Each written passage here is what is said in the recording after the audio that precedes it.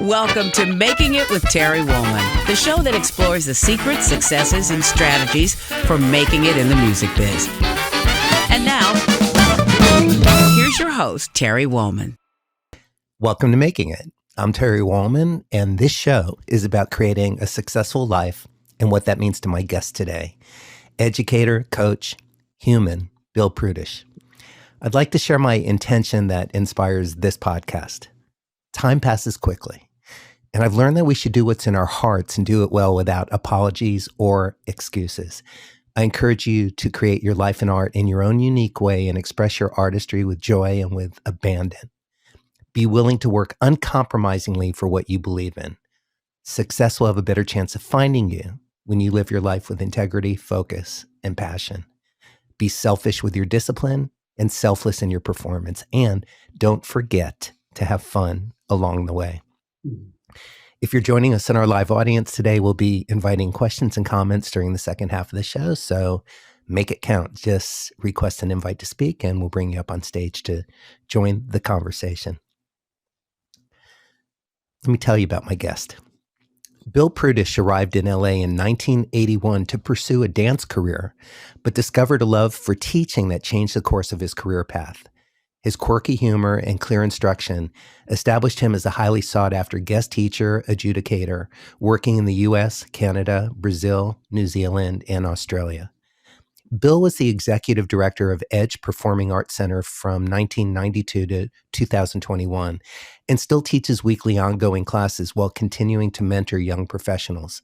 His performance credits include the films LaLa Land, The Muppets, Back to the Future, television shows, Glee, Lucifer, Grey's Anatomy, Physical, Welcome to Chippendales, and the Goldbergs, and videos with Jason Mraz, Ed Sheeran, and J-Lo.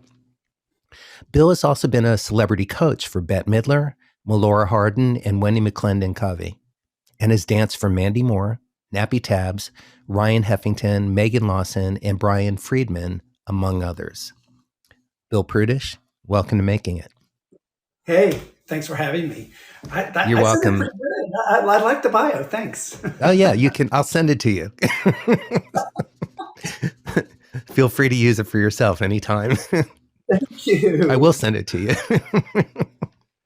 We were joking before the show about having bios that are too long and having to cut them down, which I happily did.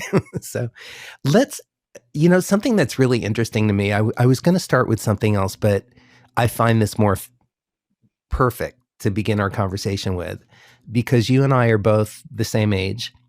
I've got just a few months on you. But the other thing is we both arrived in LA in 1981. That's when our journey began. And I'm not sure that I knew that. We've been friends for a long, long time. But I don't know if we ever talked about like the beginning. And in a way it is a beginning. It's not where we started, but we both packed our cars. I imagine you packed your car from West Virginia, me from Miami. I was coming from Salt Lake at that time. From Salt Lake. Okay. Yeah. So I want to know, what was that first year in LA like for you? Did you have a plan? Did you have money? Did you have friends or a job? And tell me what you were doing in Salt Lake. And even, I want to really start at the beginning. Born and raised. Okay. I was born, a poor black child, right? I grew up in rural West Virginia. Yes. And I was going to college to be a doctor. That was the plan. Until I took a PE class, and that class happened to be folk dancing, and that was it. Growing up where I did, when I did, boys dancing was not really something that was a big... sorry, hold on. Go away, raccoon. Sorry. It's the cat. I told you. Great. She might Perfect. show up. She waited till we went on air to show up. She's been gone the whole time. And it changed my career. My family was like, what? But they were all behind me. So I went to New York for 7 months. Not a good idea. And ended up going back to school in Utah, where in a summer workshop, a teacher down here said, you should move to LA and do this program at Dupre Dance Academy. Which was one of the top dance performance Yes, academies in Los Angeles. right, absolutely. Yeah, And even I knew about it. when I got here, I got a job working downtown. A friend of mine got a job in the Fashion Mart, working for somebody who did women's better dresses, and then auditioned, got in, and proceeded to be the single worst student of all time, which was a reflection of how I had been in college as well. I was the kind Were of you student. not disciplined and focused in college, or just you weren't an amazing dancer yet at that point? Well, no, I wanted a mentor really badly, but I didn't want to listen to anybody. So you figure, how does that work? At Utah, I was asked to switch to the ballet department when I was in the contemporary department. I was thrown out of the ballet department by the head of the ballet department and ended up in the theater department, where I was discovered by this teacher from Los Angeles, who actually ended up to be my business partner years later. But I had my own idea of the way it was supposed to go. And that Based on what? It was based on nothing. It was based on this idea. I mean, when I started dancing, I had no idea about what I was getting into. None. But I knew I wanted to learn how. I knew, coming from a science background, I wanted to do technical. I needed the technical ideas. And a lot of the teachers were more theory. Right. And I butted up against that. And then once I started butting my head up against things, I didn't stop. What kind of doctor did you think you were going to be when you were? Sure. Pediatrician. Pardon? Oh, pediatrician. Yeah, absolutely. Okay.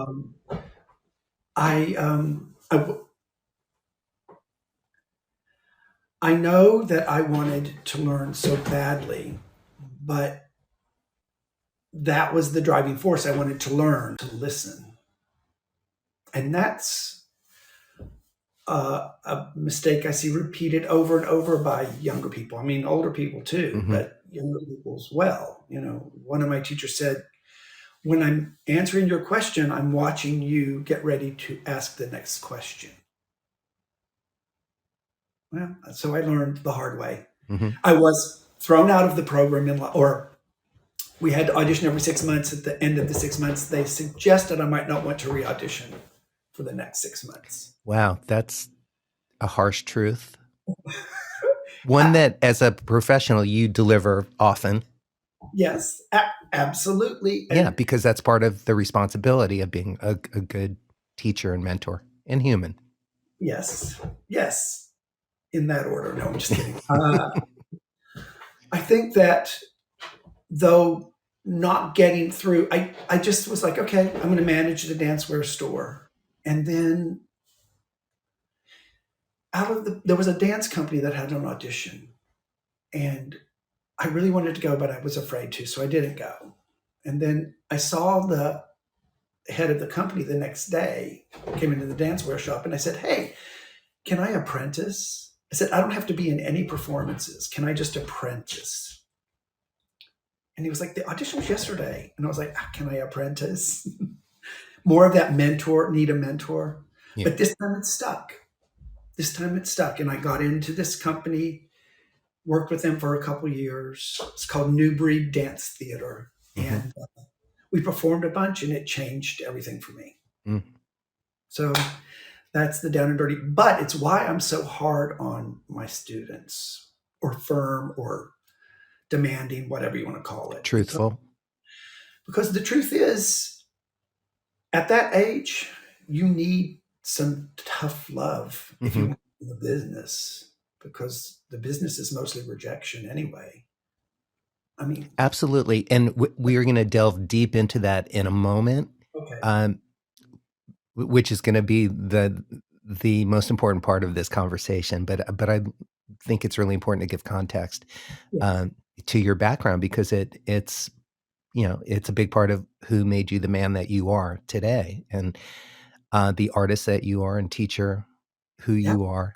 You Absolutely. mentioned, when you took an interest, you took a phys ed class when you were a kid, Yeah. and it was folk dance, and it just stuck for you to the concern or surprise of your family because again, in rural anywhere America, Yeah. in the 60s, Hmm. uh, dancing for a man was, you know, kind of a unique thing to do. Yes. Most of the people who took dance were women, Hmm. uh, and but you have strong family roots. You have, and I've met your family. I went home with you one time for a family event, and we performed, and it was a magnificent time, being in a beautiful part of the country. But more importantly, getting to see your large family of people who just totally love and accept you Yeah. and adore you. Uh, Go and figure. so I want to ask you.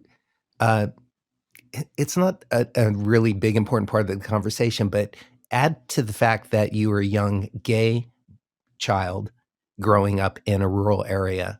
Um, I, I was so profoundly impacted by the acceptance and the love from your family when now I met them with you as an adult.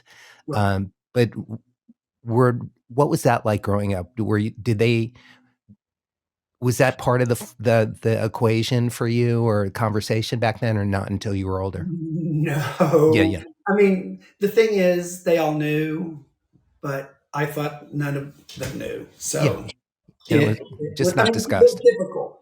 Of Yeah, course. not even no, Or not even questioned. a little bit. Right, And they loved me, so it didn't matter. right. I mean, to them, they were like, "Yeah, we know." I'm Great. like, "Oh, okay, great. I wish I had known you knew." Well, right, that's a lot of weight for a child to carry. Well, it is what it is. I guess it's part of what makes you who you are, and I understand why people don't want to come out still, even, Yeah, but we all just need to bare our souls, and I think we might be a little better off in the whole world, actually. right, on every level, regardless of sexuality or just bare Yeah, our whatever. souls, Yeah, whatever it is. period. Yeah. Yeah, complete. Yeah, in a full way, in a true way, in an authentic way. Let's get to what you were talking about for a moment ago about the teaching and, the hearing the harsh truth when somebody is encouraging you not to audition again or, uh, and what your observations are. And, we have so much to talk about. So, one of the things we were talking about the other day in preparation for this conversation was on top of all of that, the lasting effect of COVID on the development of young artists and Yeah, how COVID has informed and affected this next generation of young dancers in a way that's different than what you've seen before. absolutely. Before we get right into that, one thing I do want to say is HIV/AIDS also impacted because it took out a layer of mentors and teachers. Mhm. So that next generation grew up a little having to improvise and figure out things that normally would have been taught to them. Mhm. So it is interesting. This is much different effect, but again, something that interrupted the flow of information for Right, generations. Yeah. in another version of a global pandemic Yes, or absolutely. epidemic. Yes, absolutely. So That's interesting. I wasn't aware of that, I know but it's that really makes perfect weird to sense. think about it. Yeah, it happened to all the art. I mean, it happened to everything. But Mhm. anyway, I digress. Today, so we do dance. So dance is a tactile. I mean, I guess as a musician too, you change hand positions. You work with them for them to learn on a two-dimensional screen and not to be able to even really tell how the body was positioned means they learned inadequately. It's not their fault, Right. but they're also in a room by themselves or with a couple other people if they were lucky. looking at a flat screen, disengage with the like teaching through a curtain, which you can do in a general way. I can stay step kick, but that's about as deep as you can get. But you cannot get into the nuance of the biomechanics of the movement. You can't even see the nuance. Right. I mean, you can't even see the way that muscles are working. And Right. so the older teenagers that already had some experience developed nasty bad habits on top of their foundation. So we can work on that now that we're back in person. But those kids who started dancing during the pandemic really weren't able to lay that foundation the way it needs to be laid. Because the foundation was built in isolation. In isolation and separated away from the teacher. Mm-hmm. And I applaud all the teachers who did their best. I mean, in all aspects of education. Right. Public school, everything. Absolutely, absolutely. And but we all know it was not adequate. Well, maybe it was adequate, but it wasn't good. Right. And so now I'm starting to see kids who come into town who have a shell of dancing, but they don't have any guts. It's an empty shell. Right. It's all what it looks like. It's all what it looks like, not what it feels like, not internalized at all. And they're obsessed with screens because they've looked at screens constantly. Mm-hmm. So they get here and they just want to go to a class where you're filming so they can stare at that and then get something to put on the screen that they're going to share it with. So, and they didn't learn etiquette, classroom etiquette, because they weren't in the classroom. So give an example of classroom etiquette in a ballet or a jazz or contemporary. I mean, walking out of the room in the middle of class without asking the teacher, or looking at their phone. Just simple rules of etiquette, right? Or not understanding how to be present in the room. When I'm looking at you here and I'm like, you need to stretch your leg back more. Mm-hmm. It has a level of safety in between us, the screen. But when I'm in the room and I'm like, look, that leg needs to be extended, it feels a lot more intense. Right, especially since you, as a teacher, are going to be putting your hand on my leg or on my shoulder. Yes, or turning my head to change my gaze, or I ask permission now. I mean, of course, in that place now, right. Which is frustrating. I understand. I'm not trying to create a side conversation here about that, but it's an important part of the conversation. It is. Even I teach a lot of adults, and I'll be working with a 40, 50-year-old woman who's a dancer, who grew up as a dancer, who understands that. And I'll still have to ask, and they roll their eyes. I'm like, of course you can. I'm like, no. But you're required. I'm required. So that interaction is gone, or was gone. Mm-hmm. It's easy to ignore a screen in the room. Do you know what I mean? To disconnect I can't discipline you. What can I do? I can turn my phone off. That's not going to help anybody. So there's just a lack of understanding how to take class in person, period. I don't know if you have that experience with students that you teach, or Absolutely.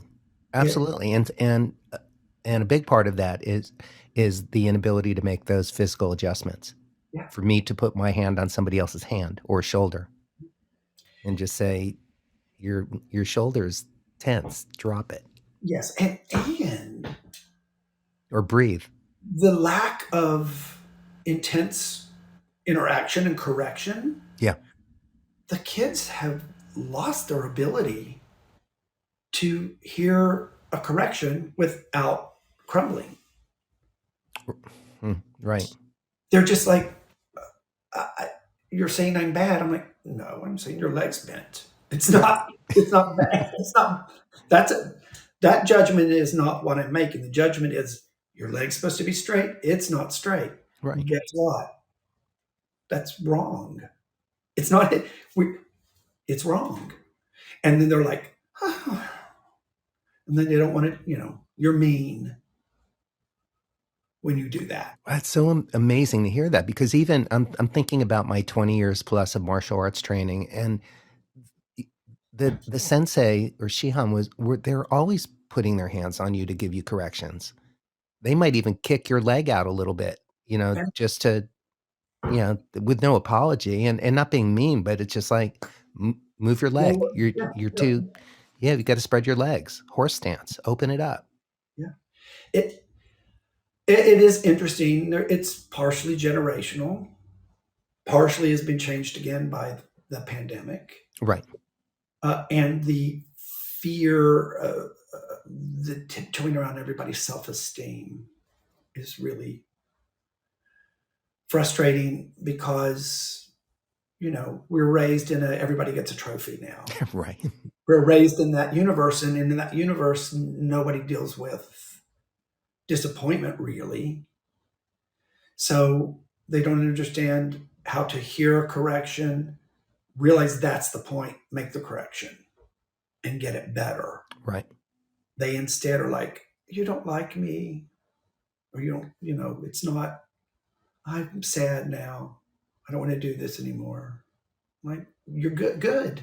Because if that's all it takes, it's good for you to find something else to do. Which I would say to anybody who wants to be a dancer, if there is anything else you love, 75% as much as you love dancing, do that. Right. And dance for fun. Right. Dance for fun. And dance for fun. Speaking of fun, speaking of fun, I know you teach adult classes also, and there's something that you have observed about the joy factor, in teaching adults, or you've also mentioned to me before in our conversations that you don't understand the lack of joy in dance, because that's pretty much what dance and movement is. It's an expression of joy. Yeah, it's the younger generations are so hell-bent on being perfect and getting that video that they can use, and having the right outfit on. I mean, now they put on makeup to go to class so they can be videoed. Wow. I'm like, and for those who don't know, and I've your genitals are covered, it's fine. You can take class. You don't need to come here looking fancy and hot. We're here to work. Well, and what I wanted to say for those who don't know, who have not experienced a dance class, and I have danced in your classes or privately with you with your coaching, and which has been amazing, but I walk out of every one of those classes drenched. It's a workout. It is no joke. It is no joke. It should be no joke. Right. To kind of rewinding a little bit to your question or your statement about joy, that's what I like about teaching the adults. You do. Yeah. Because they come, mom's not making them. They're not doing it because their best friend's doing it. They're doing it because they want to dance. Maybe they danced when they were young and they haven't for years. I've got all levels in the room, so I have some professionals. Yeah. And they come in that room to be with their friends and dance. They don't videotape to post on. I mean, we do one take. You can videotape the rest of the time. Or listen to me, videotape seriously. And then they go home and put it in their 8-track. But they film it. There's one rotation of the dancing they can film for themselves. Other than that, cameras are verboten, because the point's not for camera. Point's for class. Right. And to create a safe zone for improving your craft, for all of the above that you're speaking about. Listen, and filming it can be great for career-wise. A lot of jobs are booked now from your Instagram. I'm not going to deny that. Okay. And also, if you can use it to better yourself. Right. Like, I had a student who just this week, she came up to me and she was like, I took another class and I videoed it. And she said, I saw what you told me about my arms. I was like, yes, I know. And she said, I couldn't believe it. I was like, oh my gosh, Bill's right. Mm-hmm. And I was like, of course. But there's so many good uses for filming. But the joy, I mean, I think maybe always the younger people have less joy in the sense because they have more on the line for it. But these adults are coming because they want to dance. Right.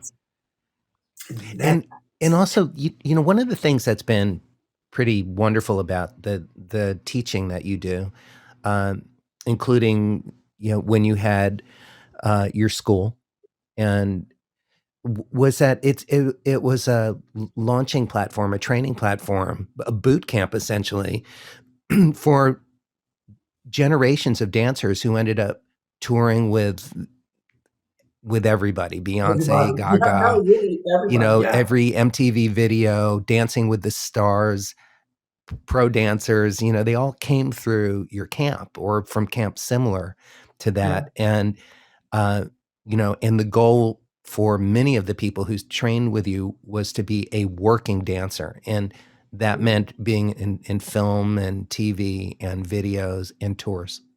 Yes, absolutely. And it's become so specialized now. Mm-hmm. You know, I was, you know, I've got a lot of things that I'd like to express to the community, and I've been thinking a lot about it. But one of the things is that we don't need to see 6 hip hop videos from you in a week. We need to see a hip hop video and a jazz video. If you're going to put up more videos, don't put up the same thing. Take another class. I always talk about, you know, there's really cheap boxes of crayons you get that have 3 crayons and they're waxy and they don't really color. Mm-hmm. You can buy them at gas stations. Yeah. I want the 64 with the sharpener on the back. Right. So if you need periwinkle or that horrible flesh color crayon, I got them in my box. Right. But these kids are like, I got a red crayon. I mean, I hate to make it so juvenile, but it's that way. No, it's a great analogy. They just don't. I used to say it's like being bisexual. If you're bisexual, you have a double chance to get a date. You know what I mean? For happiness, right? They're back to joy. Back to joy. But that idea of like, why don't you want to be good at more things? And training has virtually disappeared, and that's partially pandemic and Mm-hmm. video and all that. But kids do not want to train. They'll go do a weekend workshop from a teacher, a great teacher, and learn a few things. And they're like, and then they do another one 2 months from now. That's not training. Mm-hmm. That's going to workshops.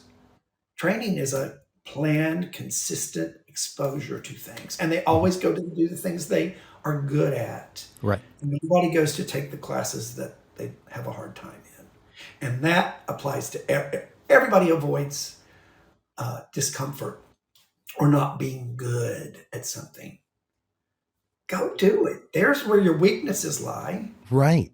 And that's that safe space that you create as adjudicator, as an educator, as a choreographer. Even when you're choreographing a job for somebody, you want your dancers to feel comfortable, but you also absolutely need to be able to correct them and tell them, you know, what they need to do to better the performance, to bring it up from great to excellent, and without worrying about hurting anybody's feelings. It's kind of remarkable, that aspect of it.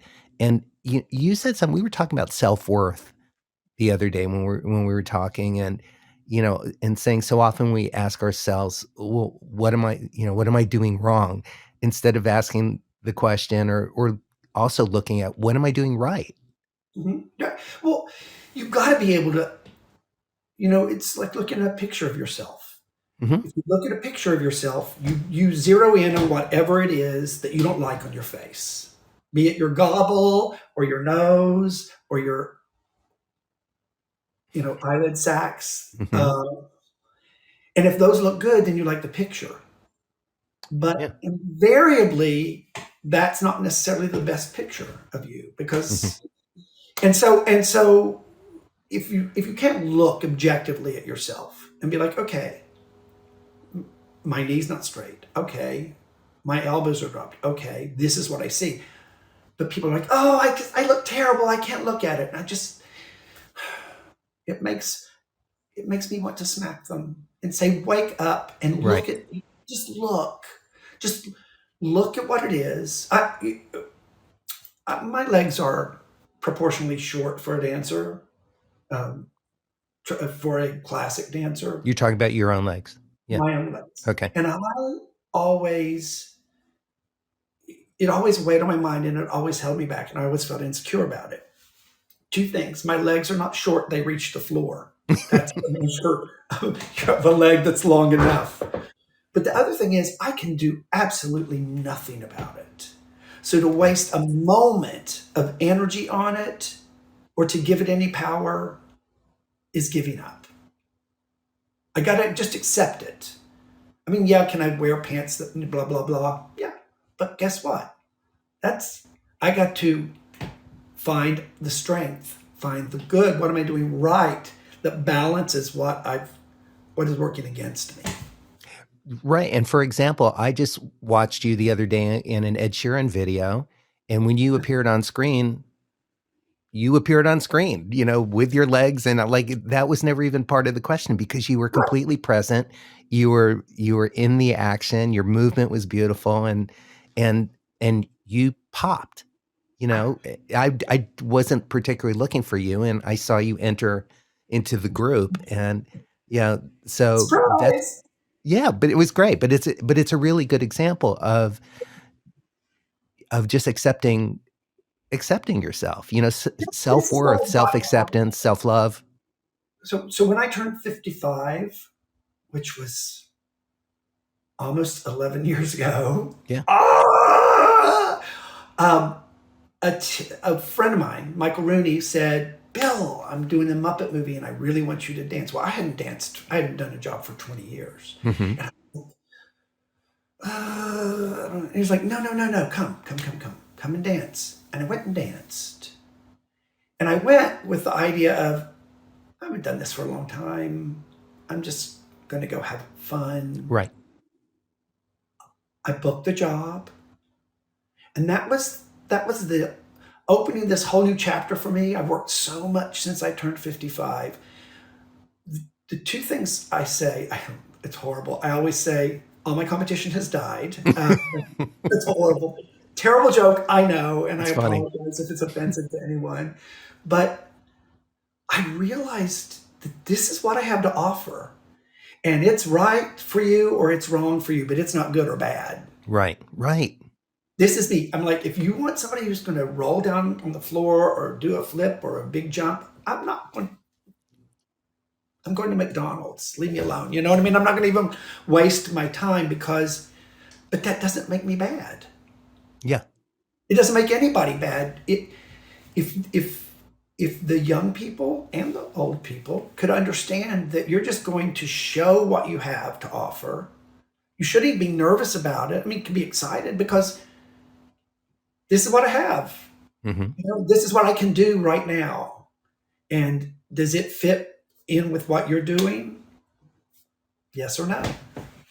And when I walk, that's it. If you can go in with that kind of ownership of self, Mm-hmm. make all the difference in the world. Even in a performance, this is what I can do. Right.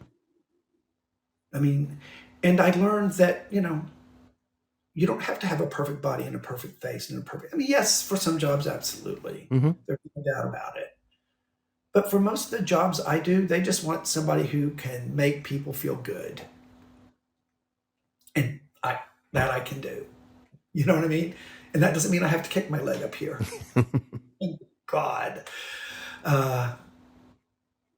I I'd keep like to saying, ask you about the other end of the spectrum because we're talking about the new generation, but you also yeah, work with seasoned veterans absolutely. as well and have been doing that your whole career. One great example is the amazing Bette Midler, and you helped her prepare one-on-one for her Broadway hit run of Hello, Dolly just a few years ago, which she was incredible in. She's amazing. So what are those experiences like for you? Okay, since to tie it back around the beginning, as a young, as now as an old gay guy, I was 20 years old again, listening Ah, to her music. I mean, when she walked in the room, and the funny thing is, Tony Basil is the one who turned me on or turned her on to me. Tony used to take my class, and Tony choreographs for Bette all the time, but she was like, she needs somebody outside of the family to work yeah, with. yeah. Like, you don't teach your kid how to drive a car, kind Mhm. of thing. And Bet works harder than anybody I've ever met in my entire life, bar none. Uh, we worked together for a full year before rehearsals started, then helped work with her during the rehearsals, helped run her tracks. Then when she was doing the show, most days I would warm her up on the day of the show. Um, but again, I'm never, and what I realize now is that every performer has the same feelings. All of us don't want to disappoint our audiences. Don't, you know what I mean? We want to do our job. She, I aspire to be like her ethic for working. Right. Listen, getting to practice waltzing with her and she sings in your ear while you're Uh, waltzing with her, I can die a happy man for right. sure. I mean, I don't know what to say. I find that the professional people that I work with, the seasoned performers, Mhm. I know why they're the seasoned performers. Right. They show up on time, they get the job done, they try to do more than what the job requires so that they've got that reserve built. They're and they don't get their feelings, again, they don't get their feelings hurt by things. I mean, you can't Mhm. be rude. You shouldn't be rude to anybody when you're teaching because positive is what encourages learning. I have students that would probably say I could learn a little bit of that lesson myself, but I, I, they all work so hard. I'm sorry, I lost my track just a little bit there, but these individuals who have achieved something work to stay there. They don't get there and then just lay back.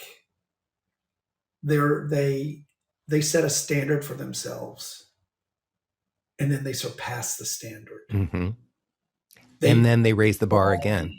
Yes, it's that idea of what can I do more? And then, again, tying back into when I started dancing as an older person, there's a lot of things I can't do anymore. Some things I don't want to do anymore, Right. but I'm still a better dancer than I ever was Because you're older. because I have so much more of an understanding of what I'm doing with it. The kids are being taught it's just like firework dancing. It's all tricks. Mhm. And I told a friend of mine, it's like making noun and verb only sentences. So there's no adjectives, there's no adverbs, there's no conjunctions, there's no phrasing, there's no punctuation. It's just bam, bam, bam, bam, bam, bam, bam. I am generalizing, public. Anybody who listens to this, yes, I understand I'm generalizing. But to make the point Right. of You're making a point.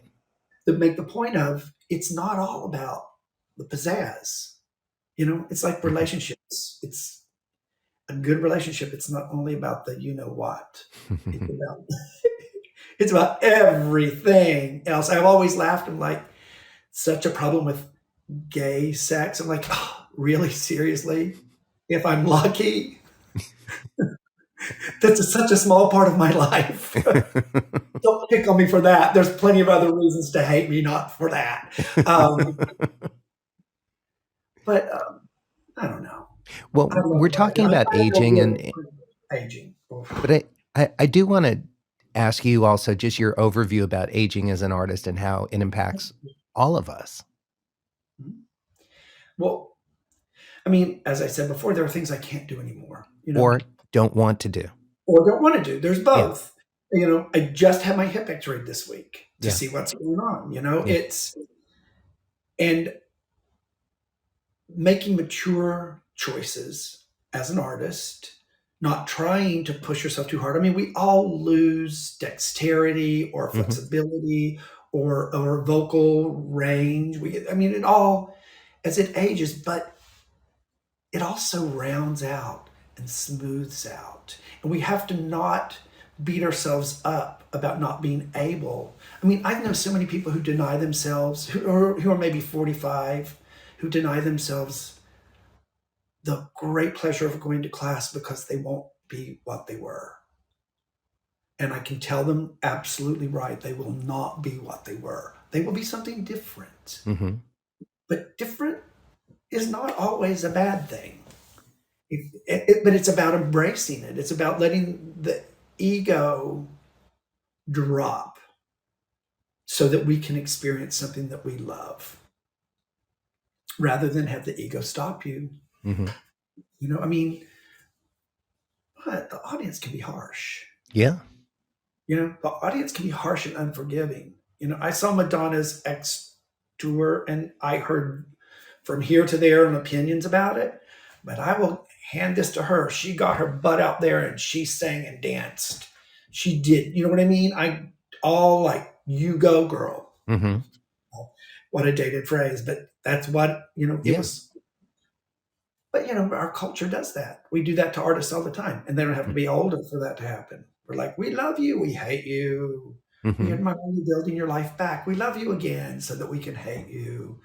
So the audience is doing that. We don't need to do that to ourselves. We just need to enjoy what we're doing. And remember, for dancers, the hours we spent beating our bodies up, we had to love it. We had to love it. Right. So go back to the love and not go back. Just let yourself enjoy it. Which is one of the really special things about your over 40 class or the adult class is, again, the joy factor. People are generally going in because they just want to dance. They love dance. They've loved dance their whole life, or they've always wanted to dance and then they finally get to start. I also see that we've got a few people in our live audience. If anybody wants to join our conversation, just make a request and I'll bring you up on stage. Now would be a good time as well. Can you talk about pardon? Go ahead. No. I just wanted you just to give a description of the adult classes that you teach. And also, are you teaching them again live or are they still virtual? And how do people... I'm teaching 3 classes a week right now. They're called Jazz 40 Plus, but I don't care what age you are, young or old. It's almost impossible to not fall in love with the room and the people that are there and understand how it feels. It's a regular structured class, half-hour warm-up, half-hour across the floor, half-hour combination. But we really... everybody says I'm the one who doesn't dumb it down for everybody. That's kind of what my shtick is, I guess. It's a real dance class. Right.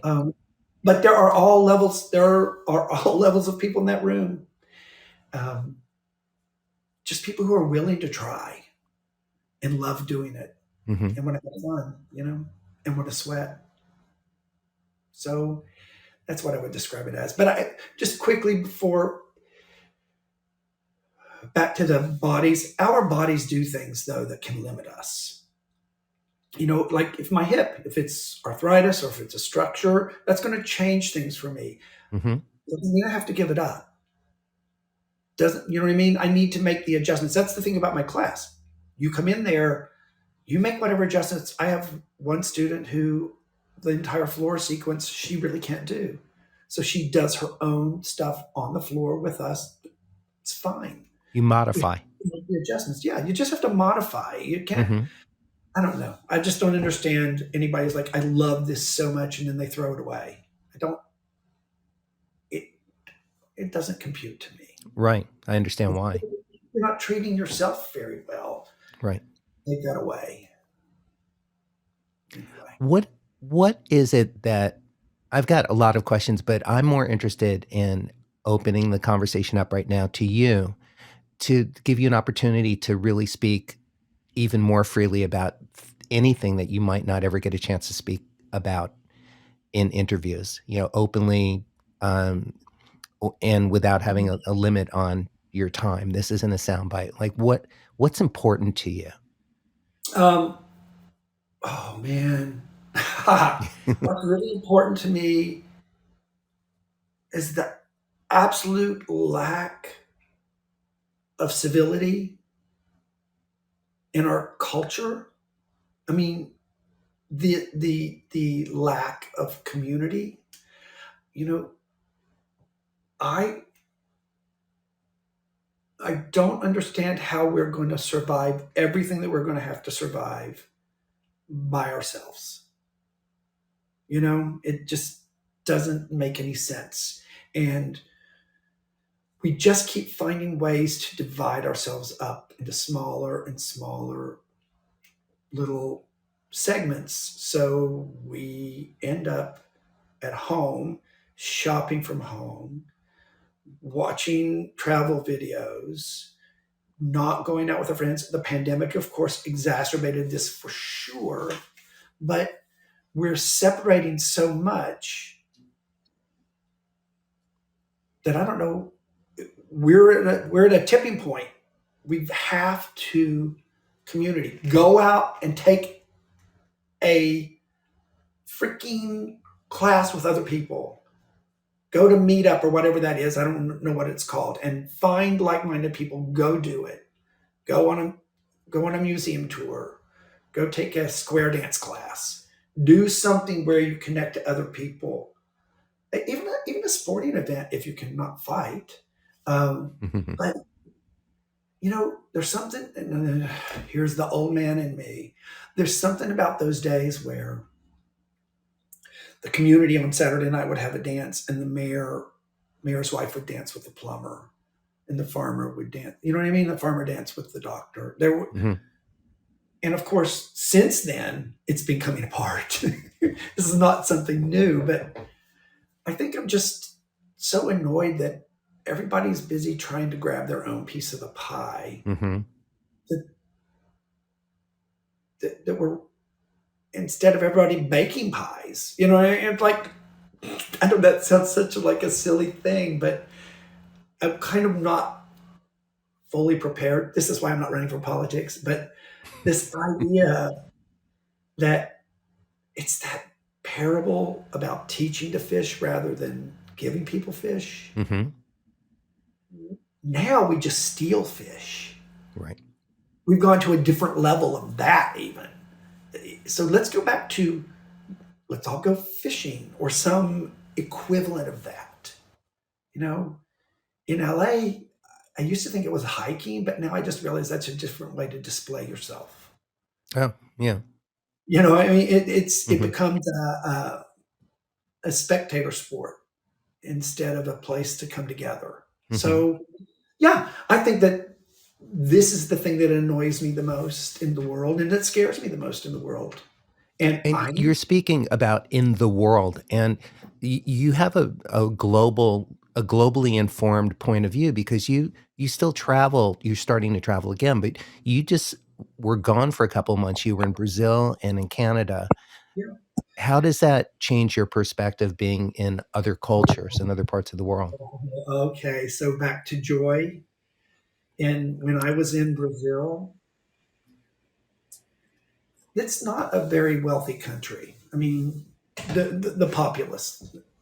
And those people save and scrimp all year and put money down a little bit at a time to be able to go to these events. And when they come there, they don't come there with the idea of, of what am I going to learn here? What am I going to see here? What's going to happen here? It's just going to be cool. They come here like this. We want to dance. We're so happy. And if you look at my Instagram, if you look at those people, there's so much joy coming out of them that as a teacher, I almost don't even want to ever correct them. Right. I mean, because they distract me with the pleasure that they have and the way they support each other. I never saw an instance of any type of competition, and we were dealing with a lot of the best dancers in the country and a lot of teachers and a lot of people who had every reason in other countries, which I shall not name, they can be just as big a problem with the attitude. I mean, I get it. Business, got to do this, got to make the parents happy, got to make the students happy, got to make everybody happy. Don't have to make them better. You just have to make them happy. That sounds too cranky, do I? I want to interject for a moment, because speaking of joy, a very joyful dancer just joined our conversation on stage. Melanie Taylor's on stage with us right now. Hi, Melanie. Hi, guys. Oh, my gosh. Hi. Hi, Billy. Hello, sweetheart. How are you? Hello. I'm doing good. I'm so happy that you finally had time to talk to Terry, because I've just enjoyed every single expression of your joy and your teaching and your perspective. I'm so happy you're sharing it with all of us. So thank you. It's my pleasure. Thanks to this man here for staying on me about it, not giving up. Oh my gosh, it's so important, with everything that we've all gone through and what we continue to work through. As an old hoofer myself, I'm just so excited to take your class. I'm trying to track down exactly how to do it. I'm a little bit of a Luddite when it comes to like registering online and then opening the Zoom and looking for the link and all that stuff. But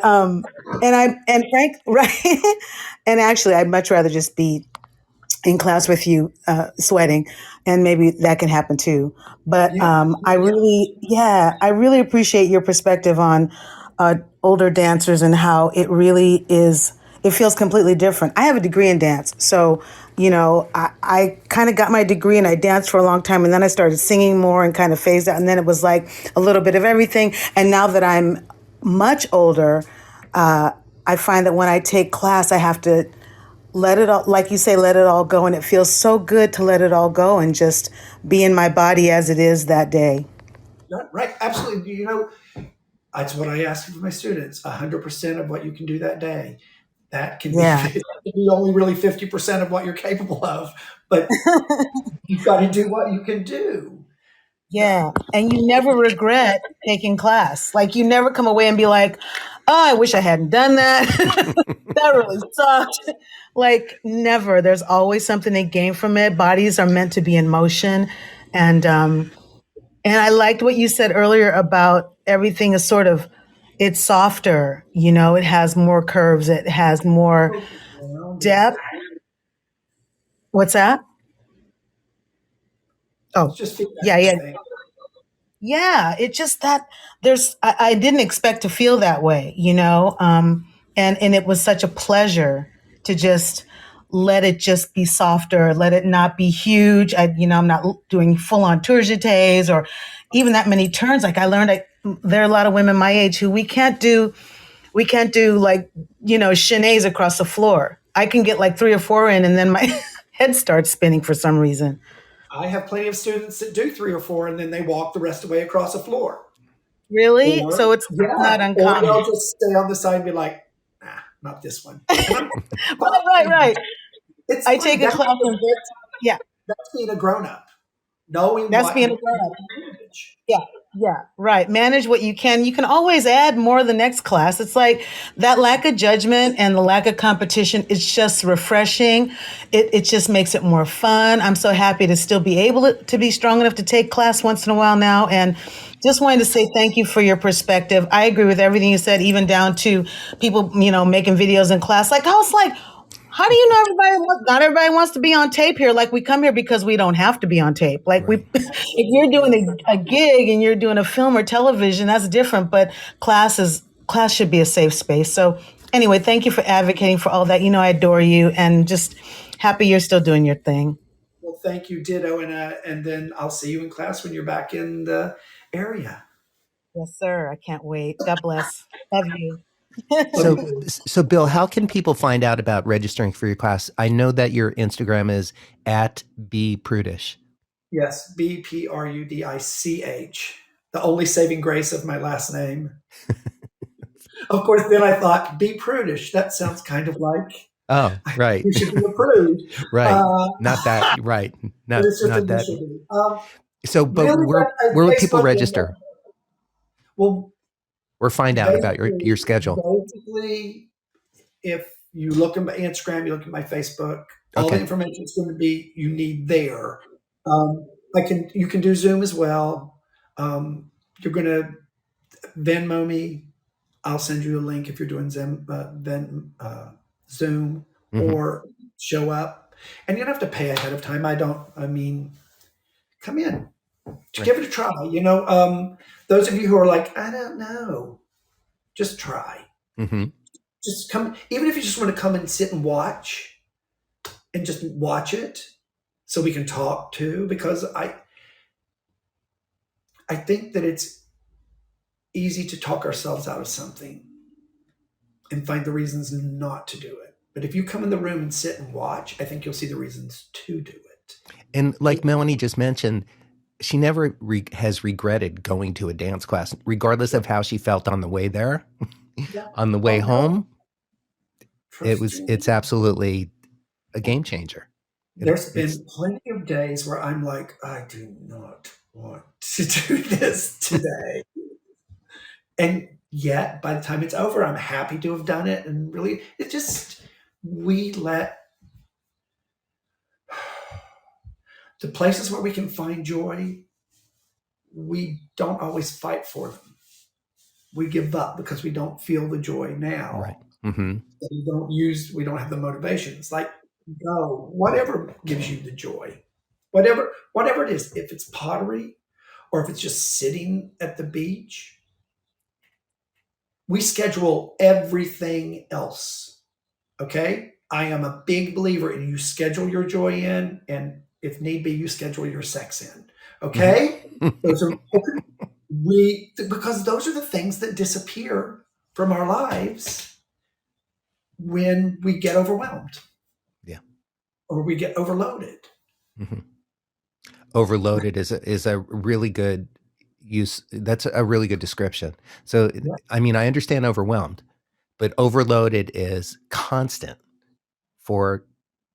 in my day, but for almost everybody I know. And overloaded with BS. Really, so much of it is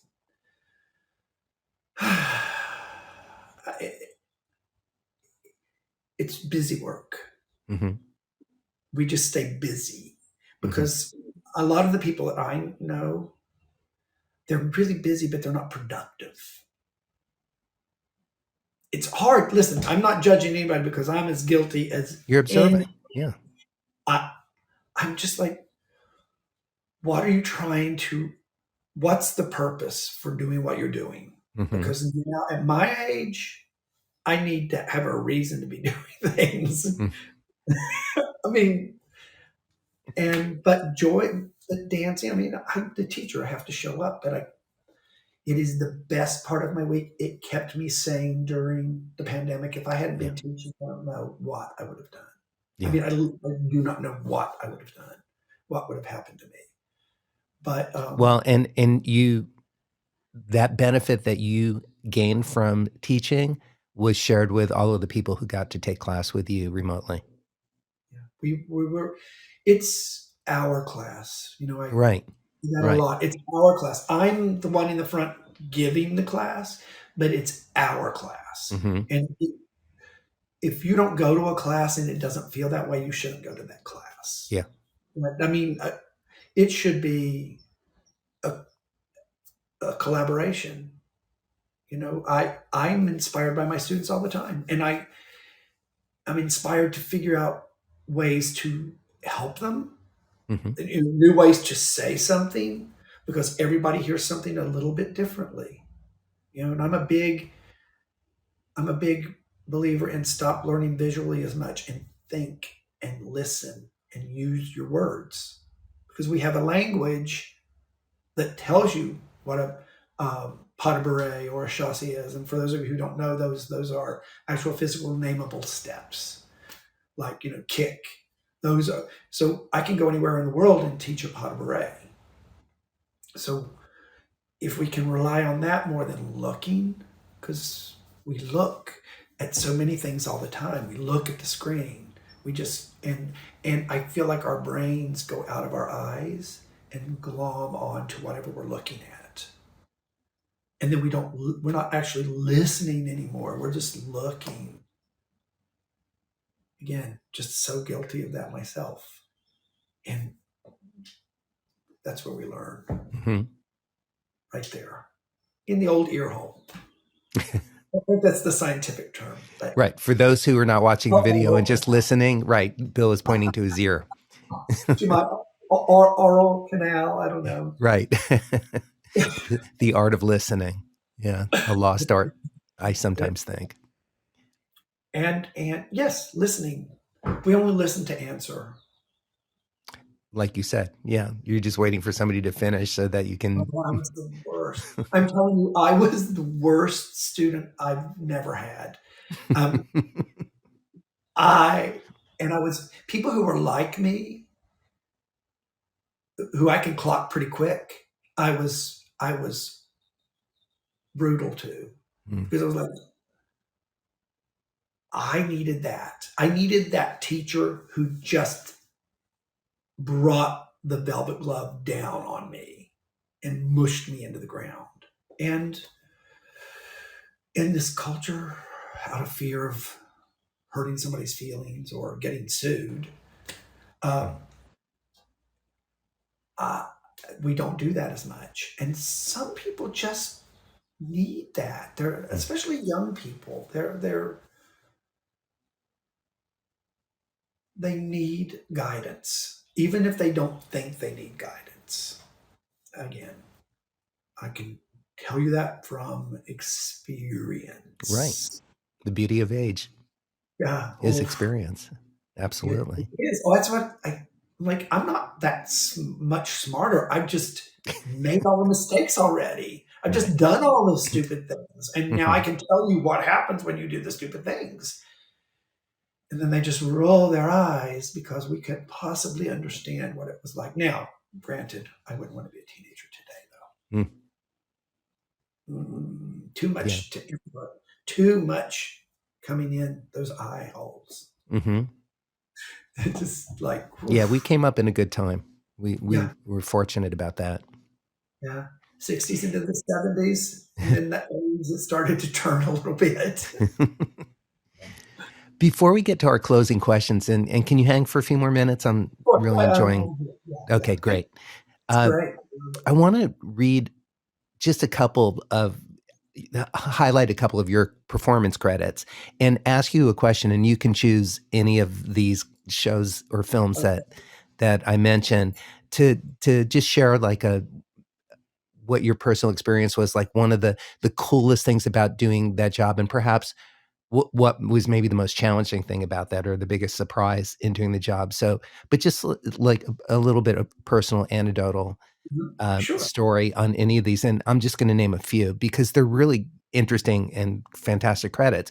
One of the earliest credits I saw for you is in 1984, breaking to Electric Boogaloo as a dancer. Yes. That's badass that you did that. Back to the Future, you were also a dancer in 1985. 1987, Fame. I believe you were in 9 episodes of that dancing. Fairy Tale Theaters, you were the dancing prince and mountain performer. The Muppets, you were dancing postman, which you had mentioned a little bit about earlier. In Glee, you were a Pompeii dancer for 1 episode. Goldbergs, Bones, and LaLa Land, you were one of the dancers in 2016 in LaLa Land. Share a personal story about any of those. Let's see. Well, La La Land was a definite wonderful experience because they shot it on film. We were shooting on film. So, and I was in the epilogue. So it was one take. So they're like, we're shooting on film and it is one take. So if you mess up, we have to start over again.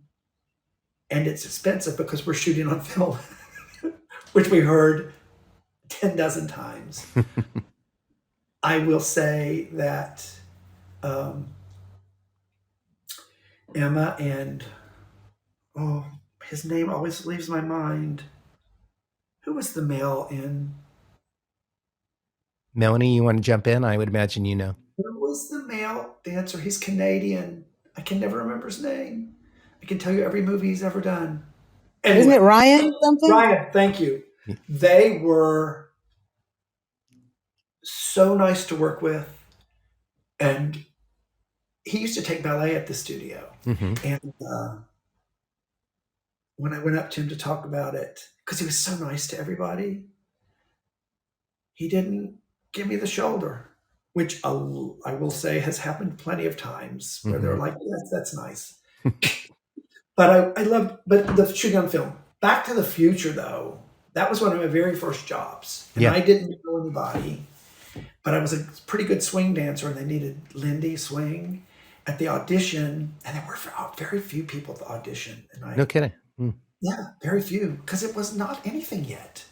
Right. It wasn't Back to the Future. So this girl, Audrey, I grabbed her hands, and she was a pro. I was like, look, I know what I'm doing. Just follow me and we will book the job. And I think she was so shocked that me, who she didn't know at all, was talking to her in this way, that she just followed my lead, and we booked it. There were 4 couples. We did this wonderful, intricate routine. And then we were at the dance in the gym, and they surround us with all of these people, and you can hardly see it. But we got into a big fight. I love my hair to be a little bit long, as do you.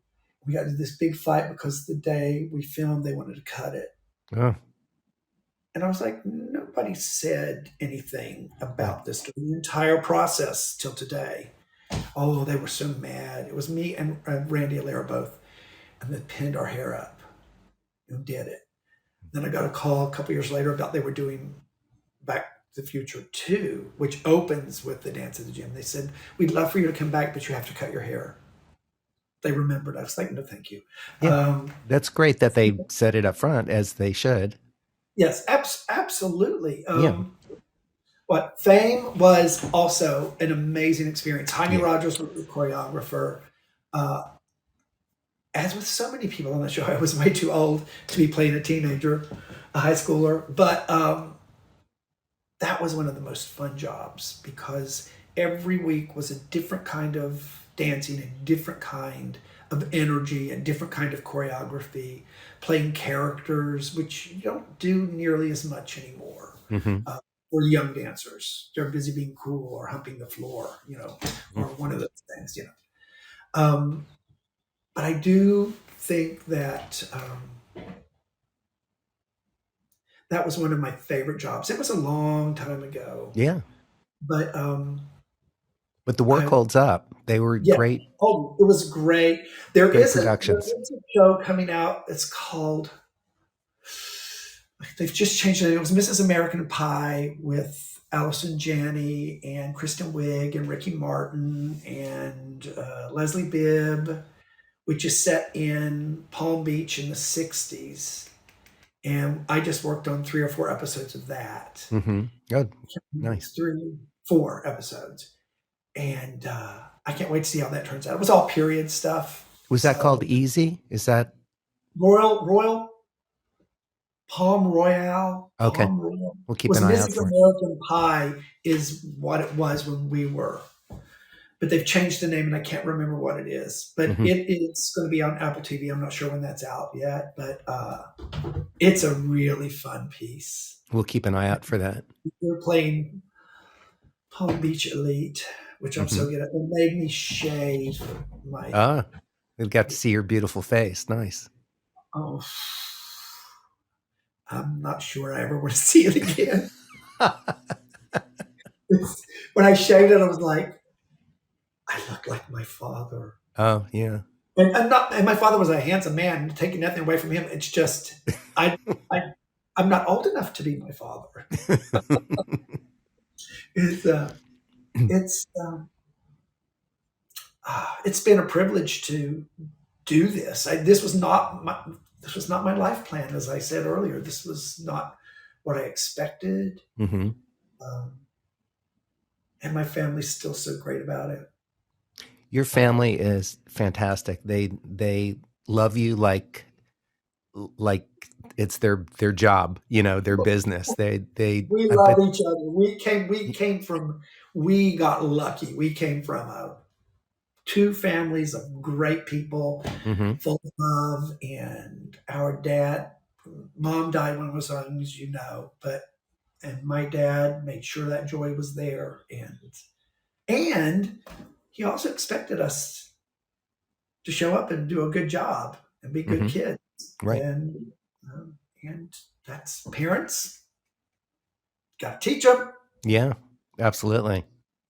Can't just love them. Can't protect them. You gotta let life rough them up a little bit. Mm-hmm. Because guess what? Otherwise, they're going to live in your garage. Right. Absolutely. Which will be fun for a few years. Yeah, maybe. I'm terrible. Perhaps not. Right. I want to get to my 3 closing questions and that I ask all of my guests, and then I'll give you any closing thoughts that you want to end the show with. The first is, since this show is called Making It, what does making it mean to you both personally and professionally? Wow. Professionally,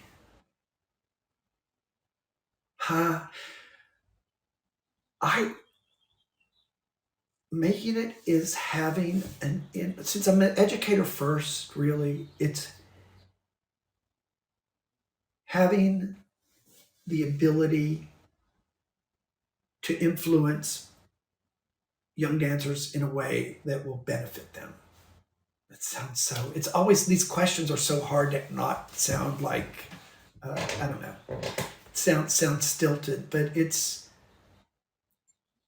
like I said, it's a privilege to get to teach, but to be able to have people seek you out and people ask you, that for me as an educator, that's making it. And then having students come back and say, thank you so much,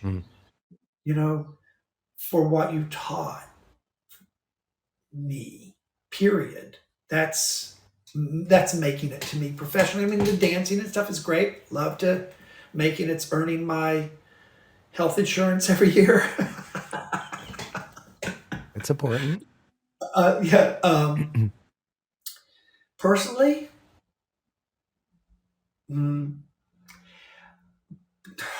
just having a positive influence, just being in a position to bring light and joy into the world. That's what I believe that I'm here to do, is spread a little joy and bring some light into the world. And if I'm doing that, then I'm making it personally.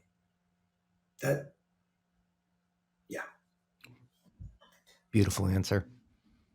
Can you share 3 tips for success that have driven your career? I laugh because I was so bad at it that I'm thinking, really, I should just offer you the things I should have done. Number 1, don't stop training at what you do. Number 1, most important. Number 2, never think that you're more important than somebody else in any working situation. You know what I mean? Mm-hmm. You're on camera, everybody off camera is just as important. Everybody, it's that community aspect. Remember, it is a community that makes this stuff happen. It is not even you. The aforementioned Bette Midler can't do it without her community. You know what I mean? Nobody can. So, and the third thing,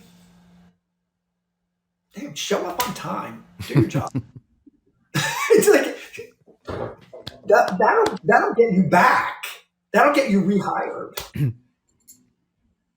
Yeah, those are my 3 things. Yeah, that is so true. That is so true. Do not underestimate the power of showing up on time, which, by the way, means show up early. Well, right. What is it? 15 minutes early means you're late. Yeah. Yeah. So and in LA, it is easy to be late. Absolutely. Absolutely. My closing question before I turn it over to you for your closing thoughts is, at this point of your life, with everything that you know to be true, what would you tell your younger self?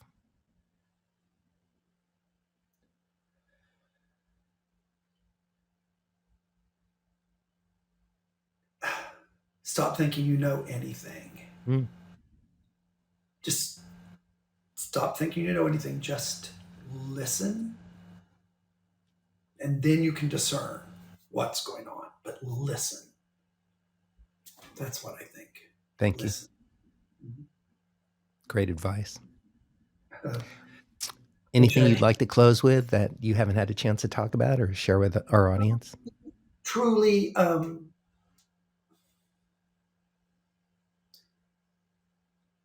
we get so bogged down by everything that's happening to us in the world because, it happens to us.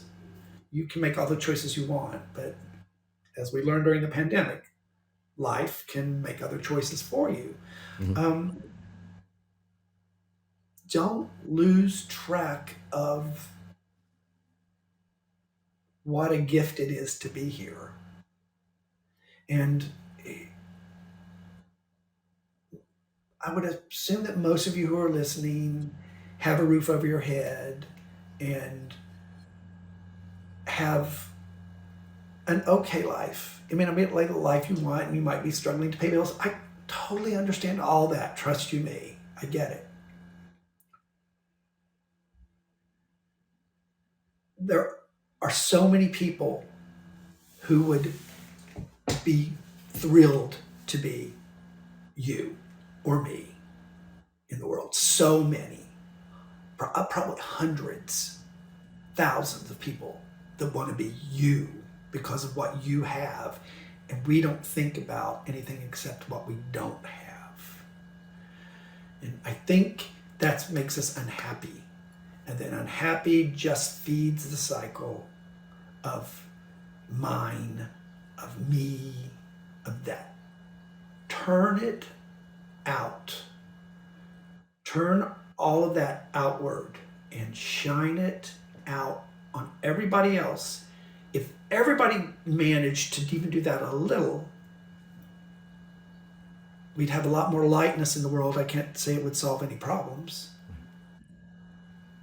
But stop looking at your belly button all the time and bemoaning the horse. And again, I do this from a place of huge recognition.